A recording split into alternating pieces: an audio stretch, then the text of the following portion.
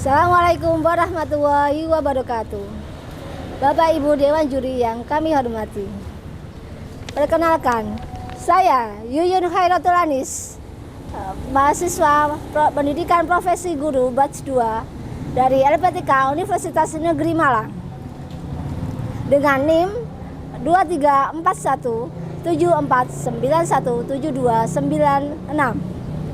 Di sini kami akan menyampaikan materi tantangan pembangunan masa Orde Baru dengan mata pelajaran IPS kelas 9. Selamat menyaksikan.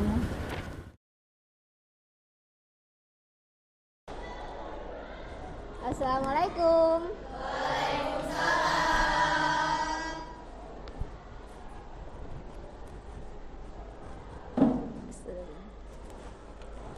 Oke, silakan ketua kelas untuk memimpin doa. Persiapan berdoa. Berdoa mulai. Bismillahirrahmanirrahim.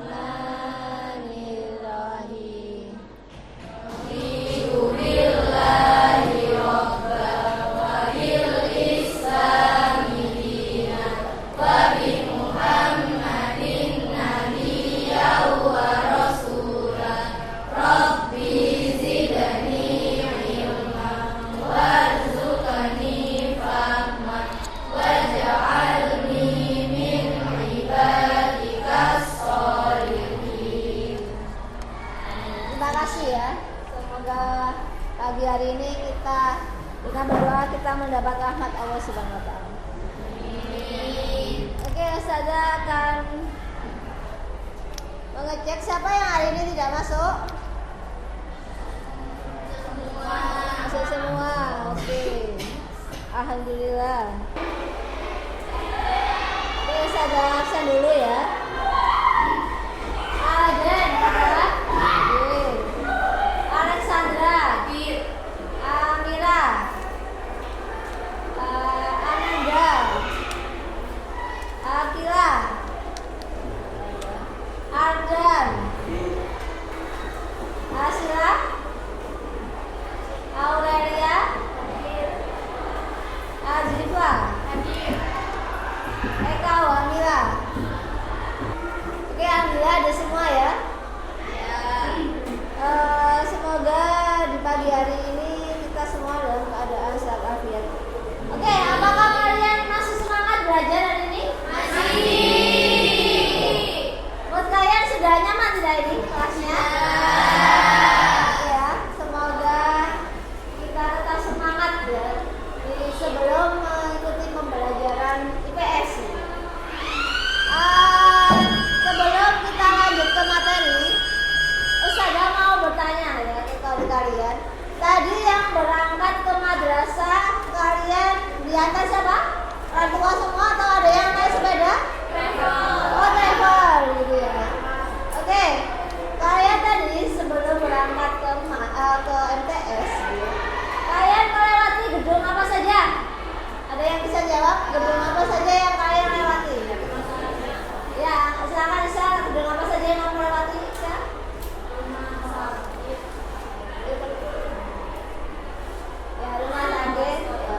Ya, terus kemudian rumah sakit. Siapa yang membangun itu?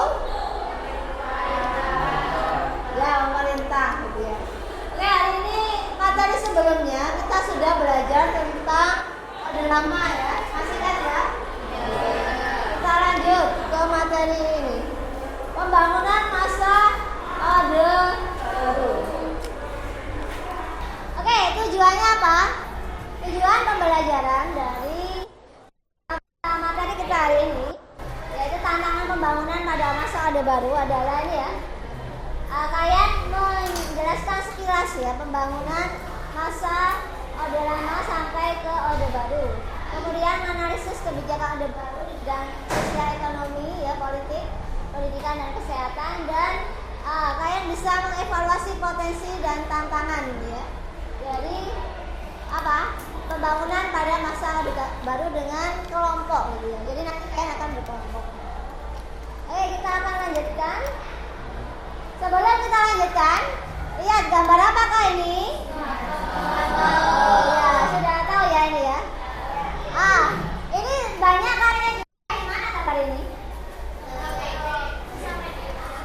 di sosial media. Mungkin ada yang lewat itu ya di truk biasanya ya. Oke, menurut kalian ya, apa yang jadi pembangunan apa sih yang dilakukan Pak Soeharto ini sehingga dianggap enak ya atau sukses gitu ya. Tapi ada yang lainnya yang menganggap itu gagal. Silakan siapa yang menjawab? Ayo silakan. Kebijakan apa? Oke, mengupayakan kestabilan bidang politik dan ekonomi ya, bagus Alexandra. Ada yang jawab lagi? Angkat tangan ya yang jawab ya. Oke? Ya silakan. Dari peningkatan harapan hidup dari 40 tahun pada 1940 menjadi 63 tahun pada 1990. Ya benar. Pelayanan dasar seperti imunisasi, perawatan ibu dan anak, terintegrasi dengan kebijakan ini berhasil memperluas akses kesehatan, terutama di pedesaan, dan dianggap sebagai langkah maju dalam mendukung kesejahteraan nasional. Ya bagus ya. Bagus ya pertanyaan ini. Ya silakan. Siapa namanya? Iya,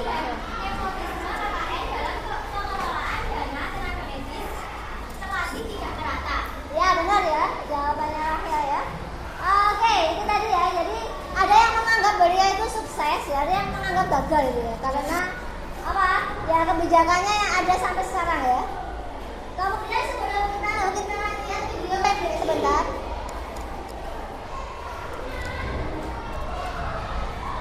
Kalian lihat video pendek ini. Bank Indonesia sangat mengkhawatirkan inflasi meroket lebih dari 600% dan harga kebutuhan pokok melonjak. Soeharto mengambil langkah tegas, melakukan penghematan besar-besaran dan menghentikan proyek-proyek yang dianggap tidak mendesak. Presiden Soeharto lalu membuka pintu bagi investor asing melalui Undang-Undang PMA yang memberikan kesempatan untuk perusahaan asing berinvestasi di Indonesia, termasuk Freeport. Sebelumnya, ekonomi Indonesia cenderung tertutup dari investasi luar. Presiden Soeharto juga menjalin hubungan dengan IMF dan Bank Dunia. Dari sana Indonesia memperoleh pinjaman dan bantuan teknis untuk memulihkan ekonomi yang hampir runtuh. Langkah-langkah ini menjadi dasar kebijakan ekonomi Orde Baru. Meski kemudian menjadi kontroversial, kebijakan ini berhasil memperbaiki perekonomian yang hampir ambruk.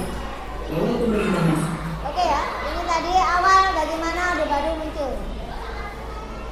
Kita lanjutkan tadi ya. Sekilas saja tentang ya jadi pembangunan di Indonesia memang awalnya dipelopori dari Orde Lama ya, meskipun tidak sempurna ya karena Indonesia baru merdeka ya. Salah satunya apa yang dibangun? Ada Monas, ada Masjid Istiqlal ya, ada ini Hotel Indonesia ya, dan termasuk nih Gelora Bung Karno, stadion yang besar di Indonesia. Munculnya Orde Baru itu setelah adanya gerakan 30 September. Gerakan apa itu, Rek? Ya, PKI ya. Jadi setelah adanya PKI ini kemudian banyak rakyat yang meminta apa? Dibubarkan PKI gitu ya. Tapi yang bisa mengantisipasi itu adalah apa? Soeharto gitu ya.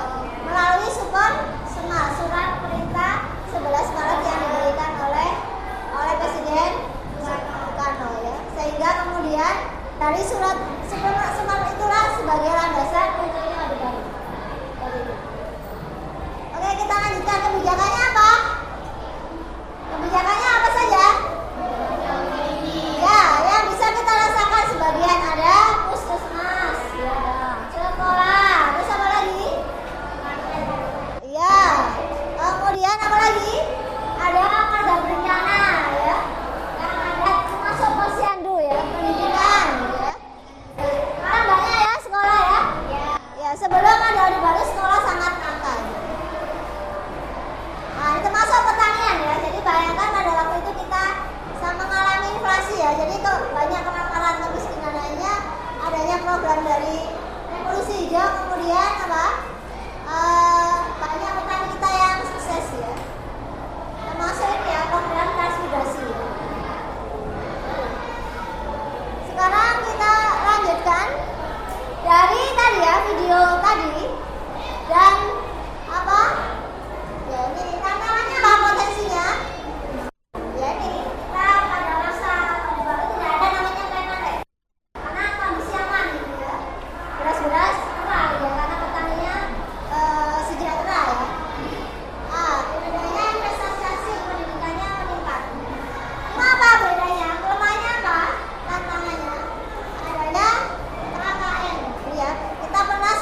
swasembada beras. Jadi swasembada beras itu beras kita itu pemerintahnya beras gitu, nggak ada yang kelaparan gitu ya. Nah. Kemudian apa saja tantangannya? Adanya korupsi ya. Tahu korupsi? Tahu. Ya, korupsi nggak hanya dulu saat ini, dulu juga ada korupsi. Nah, anggarannya diambil pejabat. Kemudian sentralisasi, jadi kekuasaan itu sangat dominan di pusat. Daerah tidak diberi kewenangan, diberi kewenangan yang sangat kecil. Dan yang terakhir adalah ketimpangan ya. Pembangunan terjadi di Jawa. Luar Jawa kurang gitu ya. Ya karena mungkin wilayah kita yang sangat luas ya, sehingga tidak bisa terjadi maksimal pemerataan. Oke, ini dari pengantar dari materi Orde Baru gitu ya. Oke, dari tadi yang saya jelaskan pendek tadi, kira-kira ada yang mau bertanya mengenai, oh ya silakan Rahel. Bagaimana seharusnya pemerintah Orde Baru menyelesaikan kesenjangan pembangunan yang terjadi? Sudah saya izin menjawab Ya, silakan Alexandra. Berdasarkan aspek politik, desentralisasi kekuasaan dan pemberian otonomi daerah, penguatan checks and balance antar lembaga negara, peningkatan partisipasi masyarakat dalam pembangunan. Berdasarkan aspek ekonomi, alokasi APBN yang lebih berimbang antara pusat dan daerah, program pemberdayaan ekonomi rakyat kecil dan menengah, reformasi agraria untuk pemerataan kepemilikan lahan, program pendidikan dan pelatihan keterampilan yang merata, sistem jaminan sosial yang komprehensif, pemberdayaan masyarakat adat dan komunitas lokal. Ya, jadi pembangunan tidak hanya ada pusat gitu ya. Bagaimana daerah juga diberi kewenangan untuk apa? Membangun juga ya. Kalau dahulu pada masa Orde Baru semuanya itu dari pusat ya. Beda dengan sekarang. Sekarang itu ada namanya otonomi daerah ya. Daerah-daerah diberi kewenangan sendiri. Kalau dulu semua diatur langsung dari pusat. Oke, bagus pertanyaannya ya. Ada satu pertanyaan lagi, Kakak? Ya, silakan Azima. Apa swasembada pangan dari program realitas sukses dan apa dampak korupsi terhadap persaingan? Ya, kira-kira ya. Silakan ya. Ya, Nasila. Pangan sukses karena Repelita produksi beras dari 16 juta ton ke 28 juta ton dan menghentikan impor pada 1984 mengurangi kelaparan. Tapi KKN atau korupsi membuat pupuk subsidi hanya sampai ke 40% petani kecil. Jadi petani kaya lebih untung dan daerah luar Jawa kurang dapat manfaat, menyebabkan ketimpangan. Swasembada pangan, kondisi di mana suatu negara atau wilayah mampu memenuhi kebutuhan pangannya secara mandiri dalam jangka panjang. Ya, jadi benar ya, kita ini lihat kayak lihat ya, kita pada masa Orde Baru kita itu pernah namanya swasembada pangan ya, menghasilkan pangan sendiri ya. Jadi tidak ada ekspor beras gitu ya di tahun 84. Jadi kita sempat namanya swasembada beras. Berasnya itu sampai diekspor saking banyaknya ya, sampai kita sumbangkan ke negara lain yang kekelaparan. Nah, ini ya, mengapa terjadi seperti ini? Karena pada masa itu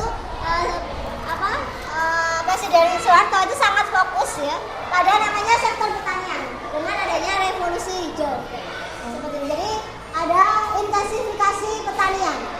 Jadi pertanian itu bagaimana diupayakan bisa berkembang gitu ya, dengan pemupukan gitu ya, menanam, memilih bibit unggul gitu. Yang akhirnya kita bisa namanya surplus beras. Jadi berasnya sangat banyak, kita nggak ada yang kelaparan. Beda hari ini berasnya harganya berapa sekarang beras? Gak tahu ya, enam ribu ya. Ya sekarang kan mahal beras gitu ya. Kalau zamannya Orde Baru murah gitu ya. Seperti itu. Sekarang kita akan memecahkan persoalan-persoalan bagaimana sih pembangunan pada masa Orde Baru itu dan apa potensinya dan apa tantangannya. Kita akan bagi menjadi 5 kelompok gitu ya. Kalian cari tempat yang nyaman gitu ya untuk berkelompok. Ayo.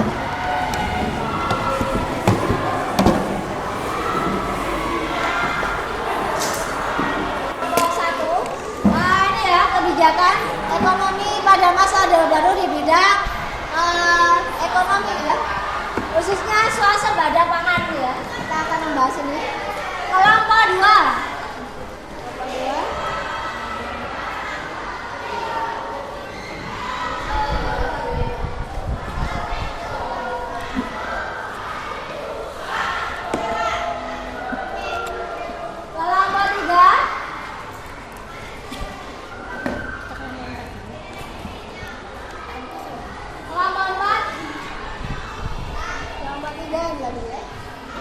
kelompok 4, kelompok 5.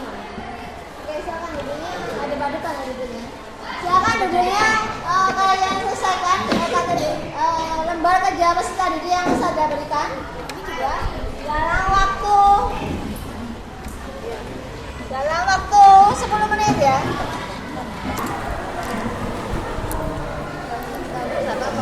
Ya.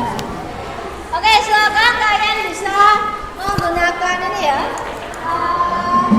Bisa menggunakan HP kalian ya untuk mengakses info artikel yang saya share linknya, atau kalian bisa membuka ini ya, kalian ini.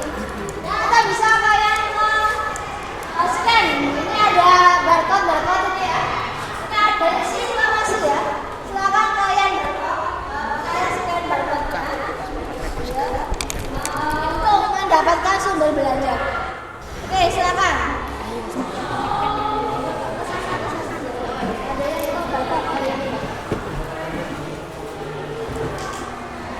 Silakan ada yang mencari di HP ya. Silakan scan barcode-nya.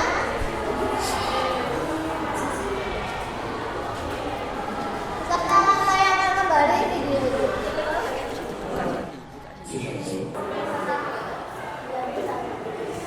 Kelompok 1 tadi kebijakan, membahas kebijakan ekonomi ya pada masa pemerintahan Orde Baru. Kelompok 2 tadi sebelah sana ya, bahas mengenai kebijakan sosial ya, yaitu khususnya di bidang transmigrasi ya, dampak transmigrasi pada rakyat ya pada masa Orde Baru. Kelompok 3 tadi di bidang politik ya, bidang politik dibatasi oleh diferensiasi dari penyederhanaan partai. Kelompok 4 ya, tentang pendidikan ya, bagaimana peran dampak SJMS dengan wajib belajarnya, apa pengaruhnya bagi rakyat Indonesia. Dan kelompok 5 tadi tentang ya, ada kesehatan ya, bidang kesehatan. Kalian sudah membaca KPD masing-masing ya? Ya, sekarang dari kebijakan pembangunan Orde Baru ya, ada salah satunya ada 5 kebijakan tadi ya. Ada 5 kebijakan tadi di bidang ekonomi ya, sosial, politik ya, pendidikan dan kesehatan. Ya, Mas, sekarang kalian analisa gitu ya kebijakannya. Mana yang merupakan peluang, mana yang tantangan ya. Mana peluang dari kebijakan tersebut dan mana yang tantangannya gitu ya. Nanti silakan kalian kerjakan di dalam tabel isinya di dalam tabel di KPD itu ya, yang sudah saya berikan. Ya, kalian analisa dari kebijakan di masing-masing bidang tadi, mana yang termasuk tantangan, mana yang termasuk potensi ya. Potensi dan tantangan. Ada yang bisa menjawabnya? Ada yang sudah menemukan apa potensi ya dan tantangan ya dari kebijakan masa Orde Baru di bidang kalian masing-masing? Oke, silakan angkat tangan siapa yang sudah menemukan di tabel yang tadi. Siapa yang mau menyampaikan apa sih tantangan dan potensi dari pembangunan masa Orde Baru? Oke, di bidang politik sudah bisa. Coba saya ingin tahu tabel ini ya, tantangan dan potensinya. Khususnya di potensi dulu, potensi yang baru di bidang politik.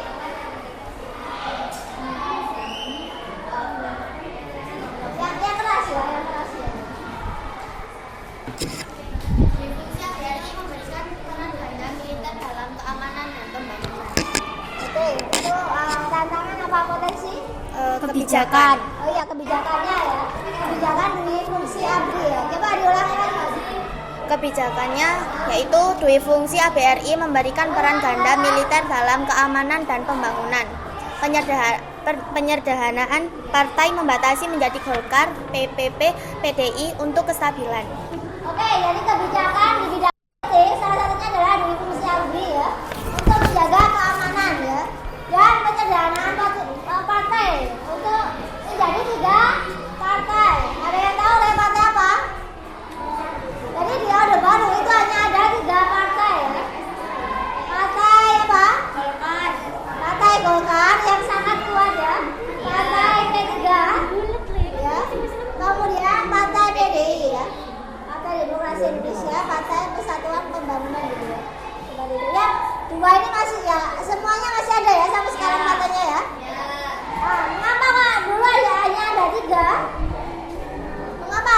tidak? Ya kalau banyak praktek kan dananya banyak apa tidak? Ya korupsi banyak apa tidak? Ya makanya disederhanakan jadi 3 partai saja gitu ya. Biar nggak menghabiskan uang negara banyak-banyak. Ya tadi sudah habis sudah nyala Sandra. Oke, kalau potensinya apa kira-kira? Potensinya? Coba kalau yang lainnya silakan kalian mencari kebijakan masing-masing juga dan kalian analisa potensi dan tantangannya ya di dalam tabel tersebut. Apa potensinya? Potensinya apa? Sebutkan potensinya. Stabilitas politik tercapai. Golkar mendominasi pemilu untuk fokus pembangunan. Ya, jadi ya memang stabilitas politik tercapai ya. Pada masa itu ya nggak ada preman ya, preman nggak berani ya, ya. Iya. Cuma ya gitu ya. Akhirnya apa? Karena dominasi militer gitu ya. Ya nggak banyak berkutik ya, atau preman-preman takut gitu ya.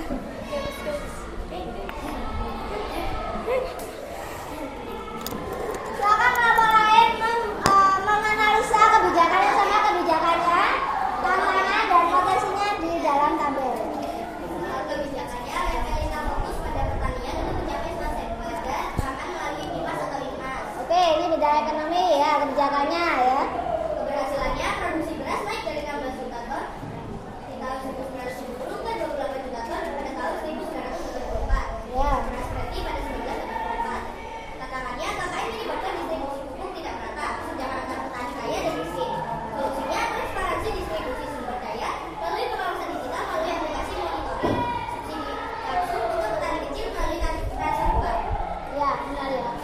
Jadi pada masa itu banyak ini ya, meskipun swasembada pangan itu ini ya tercapai ya. Cuma ada kesenjangan ya antara petani khususnya di Pulau Jawa dengan yang di luar Jawa gitu ya. Khususnya masalah pupuk gitu ya. Karena pupuk ini ada yang dapat banyak pupuk, ada yang daerah kurang pupuknya gitu ya. Sehingga ada tidak merata gitu ya. Swasembada pangannya tidak merata. Oke, sudah semua dimasukkan menganalisa kebijakan. Oke, kalau sudah kita akan bersiap-siap ke presentasi ya. Kayaknya ini dia mau ya, jadi kalau Orde Baru itu orde yang terpanjang di Indonesia. Berapa? Tahun berapa Orde Baru itu ada berada?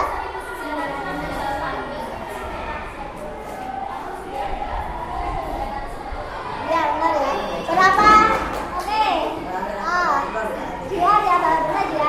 Berapa puluh tahun Orde Baru itu di Indonesia? Berapa puluh tahun lalu? Orde Baru. Pemerintahan Orde Baru di Indonesia. 32 tahun ya. 3 tahun 67 ya sampai 98 ya. Kalau dikira-kira itu 32 tahun. Jadi sangat panjang. Oke, kita di infografis ya. Oke, kita sebelum kita lanjutkan, kita coba berdiri dulu, kita menyanyikan lagu Garuda Pancasila ya biar semangat. Ayo. Silakan berdiri semuanya. Sudah hafal belum?